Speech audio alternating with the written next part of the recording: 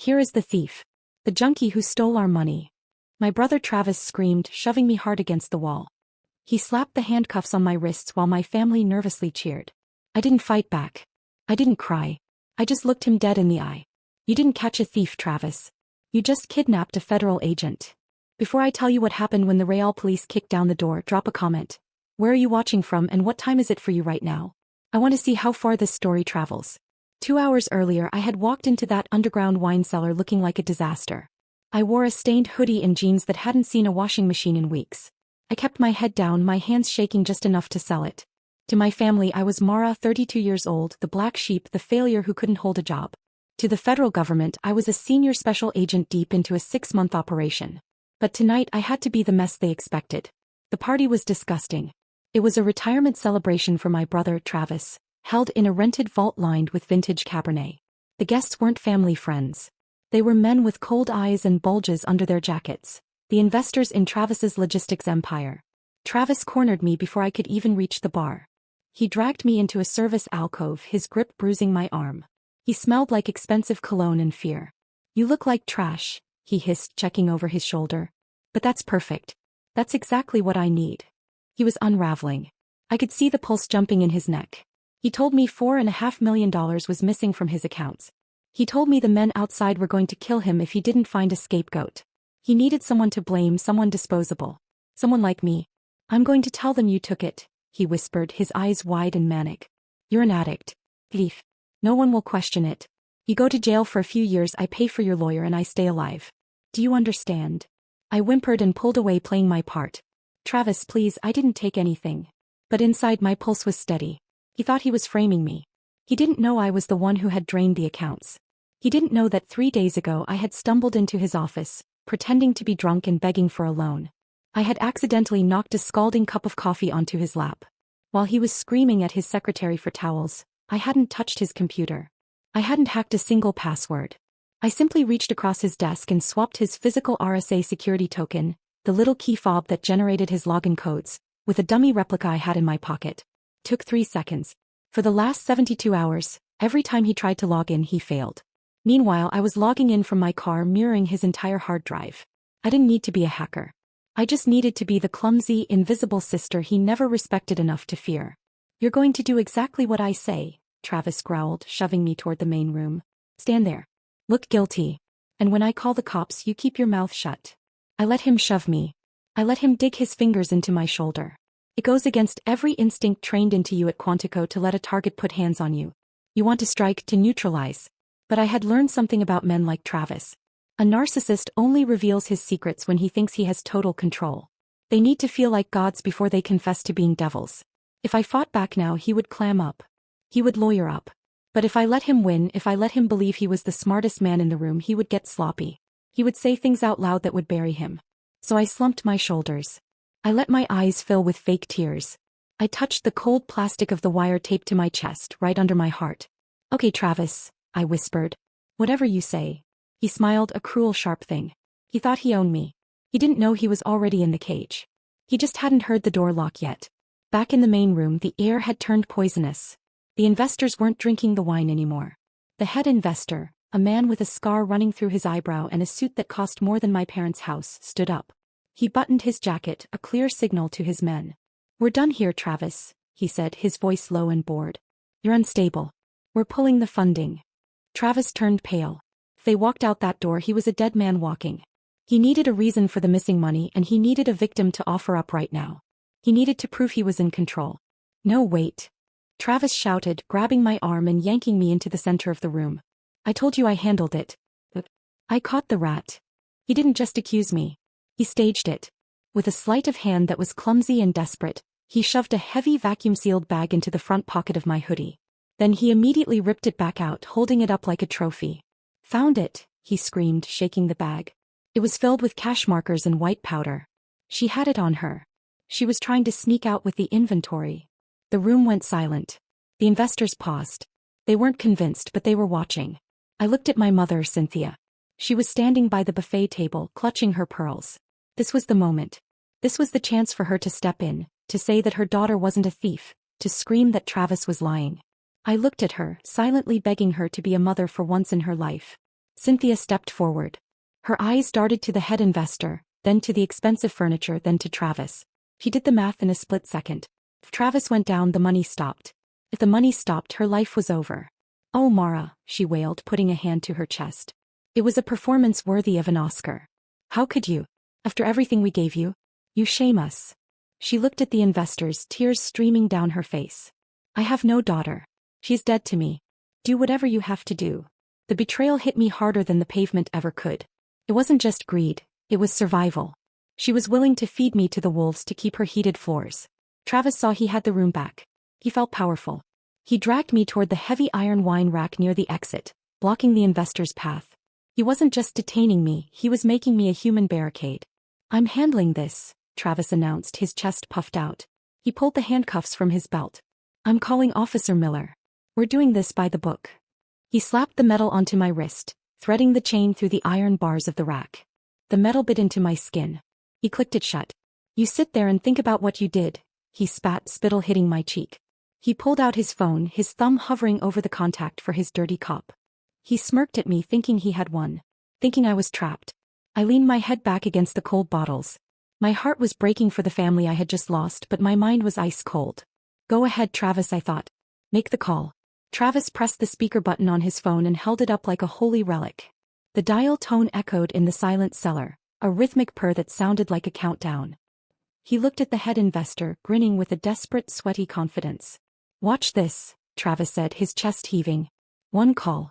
Problem solved." The line clicked open. "Miller," Travis barked, his voice booming off the concrete walls.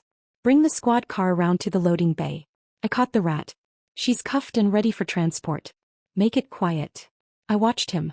I watched the way his fingers dug into the phone case, the way he licked his lips, waiting for the validation that would save his life. He expected Miller, his pet detective, to say, "On my way, boss." He expected the script he had written in his head to play out perfectly. But the voice that came through the speaker wasn't Miller's gravelly drawl. It was crisp, calm, and utterly professional. "Miller can't come to the phone right now," the voice said. "He's currently in cuffs in the back of my surveillance van." The silence that followed was heavy enough to crush bones. Travis froze. His smile twitched, stuck halfway between arrogance and confusion. He looked at the phone as if it had just bitten him. "Who is this?" Travis demanded, his voice trembling. "Put Miller on." "This isn't funny. This is Assistant Special Agent in Charge Davies," the voice replied, the tone dropping a few degrees colder.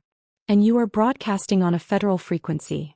The head investor stood up so fast his chair scraped loudly against the stone floor. He knew. The men in the room knew instantly. The smell of a setup hit them all at once. Travis looked at me. For the first time all night, he didn't see the junkie sister. He didn't see the failure. He saw the way I was standing. I had stopped slouching. My shoulders were back. The tears were gone, replaced by a gaze that was bored and sharp. I leaned my head forward, speaking clearly toward the phone in his hand. "Asset secure, Davies," I said. My voice wasn't the whimpering rasp I'd used for hours. It was the voice that gave orders. "All targets are present. We have the principal and the financiers." Travis dropped the phone. It clattered onto the table, but the connection held. "Mara," he whispered. "What did you do?" "I didn't do anything, Travis," I said, testing the strength of the handcuffs against the wine rack. "You did it all. You called us here. You handed us the evidence. You even called the cavalry for me." The investors were scrambling now, reaching for weapons, looking for a back exit that didn't exist. The panic in the room was palpable, a sharp metallic taste in the air. Travis backed away from me, shaking his head, his reality fracturing in real time. "No," he stammered. You're a mess. You're nobody." "You're talking to Senior Special Agent Vance," I corrected him. "And you have nowhere to go." I looked at the heavy steel doors of the wine cellar. "Davies," I said. "Breach." "Copy that," the voice on the phone said. "Breaching in 3, 2. Travis covered his ears. The investors ducked. My mother screamed. The sound of the breach was deafening, a synchronized explosion that blew the heavy cellar doors off their hinges. Dust and splinters rained down as black-clad figures swarmed into the room, their movements precise and terrifyingly fast. "Federal agents. Get down. Hands on your heads." It wasn't a fight. It was a takedown. The investors, men who thought they were untouchable, were on the floor in seconds, zip-tied and subdued. The air smelled of cordite and ozone. Travis didn't run. He couldn't. He stood frozen, his eyes darting around the room as his world collapsed. He saw the red laser dots dancing on his chest. He saw the badges. He saw the reality he had denied for so long. This is a mistake. Travis screamed, his voice shrill. He did this. She's the thief. Arrest her. He pointed a shaking finger at me, still chained to the wine rack. That junkie set me up. Check her pockets. The evidence is on her. The SWAT team leader, a man I had worked with on 3 continents, walked past Travis without even glancing at him. He holstered his weapon and approached me. Agent Vance, he said, his tone respectful. Apologies for the delay. Traffic. He pulled a key from his vest and unlocked the handcuffs. The metal fell away, clattering onto the stone floor. I rubbed my wrists, feeling the blood rush back into my hands. No apology necessary, Captain, I said. Asset containment was the priority. The team leader handed me my badge and sidearm, retrieved from the secure lockbox in the surveillance van. I clipped the badge to my belt and checked the weapon. The weight of it felt familiar, grounding. I turned to Travis. He was gaping at me, his mouth opening and closing like a fish on a hook. Agent, he whispered. You're a clerk. I haven't been a clerk for 12 years, Travis, I said, my voice cutting through the noise of the arrests. I'm the lead investigator on the task force that just dismantled your entire operation. I walked over to the table where he had dropped the evidence bag, the one he had shoved into my pocket moments ago. I picked it up. You planted this on me because you thought I was weak, I said, holding the bag up. You thought I was a junkie who couldn't fight back. But this isn't just drugs, is it? I ripped the bag open. Inside, nestled among the cash markers, was a black, leather-bound ledger. It's the payout schedule, I said, opening it to a random page. Dates, amounts, names. Every dirty dollar you washed for the cartel. Verified by the digital clone I made of your server 3 days ago. Travis sank to his knees. The fight left him all at once. He looked small, pathetic, a child who had been caught playing with matches while the house burned down around him. I can fix this, he stammered, looking up at me with wet eyes. Mara, please. I'm your brother. Tell them it was a mistake. Tell them I was undercover. Undercover. I gave a sharp laugh. No, Travis, you weren't undercover. You were under surveillance. I nodded to the team leader. Get him out. As agents dragged Travis away, he screamed for Cynthia, then spotted the leather bag on the table. Mom. The bag, burn it. Destroy it. Cynthia lunged, snatched the evidence and threw it into the roaring fireplace. The leather caught fast. The pages curled, blackened, vanished. Travis cackled, triumphant. It's gone. You've got nothing.